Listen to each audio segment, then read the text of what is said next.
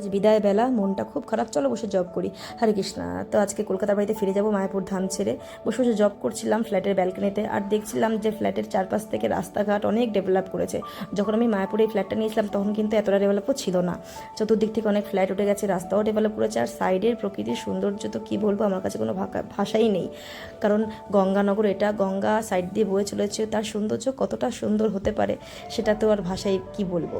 তো সবটাই জানো তো গৌরাঙ্গ মহাপ্রভুর কৃপা, তার কৃপা ছাড়া কিন্তু তার ধামে বসবাসের সুযোগ পাওয়া যায় না।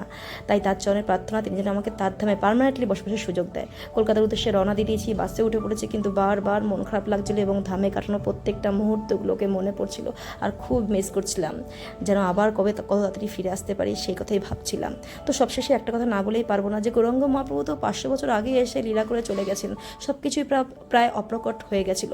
কিন্তু যেসব বৈষ্ণবদের অক্লান্ত পরিশ্রমের জন্য আমরা ধামকে আবার সুন্দর করে ফিরে পেয়েছি, ধামে যাওয়ার সুযোগ পাচ্ছি, ভক্ত সঙ্গ করার সুযোগ পেয়েছি, সেই সমস্ত বৈষ্ণবদের চরণে আমার শতকোটির প্রণাম। তাই মায়াপুর ধাম কি জয়, অনন্তপুরী বৈষ্ণব কি জয়, শ্রী প্রভুপাদ কি জয়।